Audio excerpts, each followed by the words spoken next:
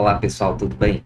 Então, continuando nosso conteúdo dessa nossa semana, vamos falar sobre as principais bibliotecas para análise de dados em Python. Cada biblioteca ela tem uma função específica, então é importante que a gente entenda conceitualmente cada uma delas. E é importante também que a gente saiba que elas também podem ser complementares, ou seja, eu posso utilizar mais de uma biblioteca ao mesmo tempo, justamente para facilitar com que eu tenha a produção dos cálculos, para que eu tenha a criação das visualizações, dos relatórios e da inteligência artificial através do machine learning, etc. Ok? Então, vamos lá conhecer essas bibliotecas. Então, nós temos a apresentação aqui, primeiro, da biblioteca NumPy, né? Essa biblioteca é muito interessante, ela é destinada ao processamento de grandes matrizes e matrizes multidimensionais. Ela possui uma extensa coleção de funções matemáticas de alto nível e métodos implementados que possibilitam a execução de várias operações nas matrizes. Quando a gente fala de NumPy, a gente começa a estender as possibilidades que nós teríamos em objetos que a gente chama de built-in. Seria o quê? Objetos que são criados pela própria linguagem. Então, quando eu tenho uma lista, né, que seria um vetor comum, aquela lista é um objeto built-in. Então, ela é criada pela linguagem e ela não tem alguns métodos que eu posso aplicar a partir do momento que eu utilizo uma biblioteca igual a essa.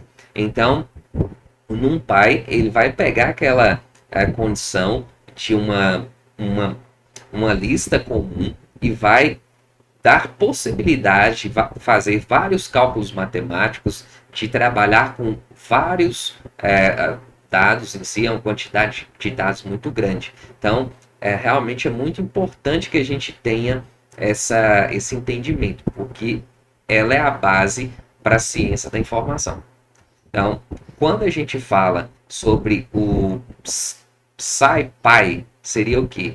É uma biblioteca que é baseada no NumPy, mas ela tem vários outros recursos. Então, basicamente aqui seria o que a gente tem no NumPy, mais os recursos voltados para a área científica.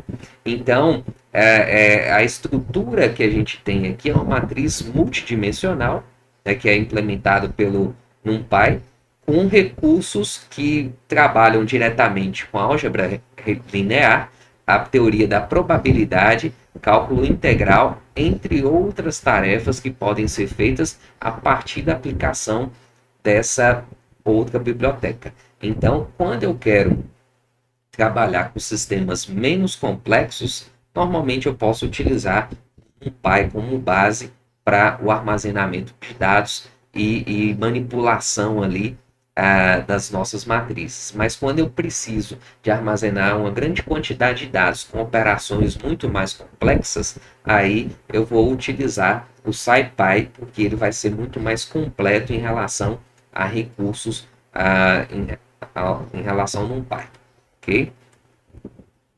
Então, quando a gente trabalha com essas bibliotecas, né, como eu falei, eu preciso de recursos complementares. Então, no caso aqui tem a apresentação do Pandas. Né? O Pandas ela fornece estruturas de alto nível e uma grande variedade de ferramentas de análise de dados. A grande característica desse pacote é a capacidade de traduzir as operações que são bastante complexas com os dados em um ou dois comandos. Então, o Pandas contém muitos métodos internos para agrupar, filtrar, combinar dados, bem como a funcionalidade de trabalhar com séries temporais. Ou seja, então, quando eu trabalho com Pandas, eu vou trabalhar diretamente com as ferramentas de análise de dados. Então, o NumPy você trabalha manipulação e o Pandas você trabalha análise de dados. Aqui, realmente a gente pode reduzir bastante o esforço do programador, do cientista de dados, para poder reduzir o número de comandos que vão ser executados, para ele agrupar, filtrar, combinar esses dados numa informação que seja útil para a gente criar visualizações. Então, é muito importante, né, a gente pensar que o Pandas ele vai trazer vários recursos. Uma coisa que o pessoal fala muito também, que o Pandas é como se fosse o Excel, né, de forma do Python, o uso do Python. Então, ele é muito eficiente para muita coisa. Então, o uso é bem flexível aí dentro da programação. Então, nós temos também o Matplotlib, que é uma biblioteca de criar diagramas e gráficos bidimensionais, que através dessa biblioteca a gente pode construir gráficos diversos, né? Histogramas, gráficos de dispersão, gráficos de coordenadas não cartesianas, ou seja, quando a gente for trabalhar com visualização de dados, a gente precisa do Matplotlib justamente para mostrar os pontos, mostrar ali os gráficos que a gente vai desenvolver para os relatórios. Então, é uma ferramenta extremamente importante dentro do nosso dia a dia de trabalho do cientista de dados.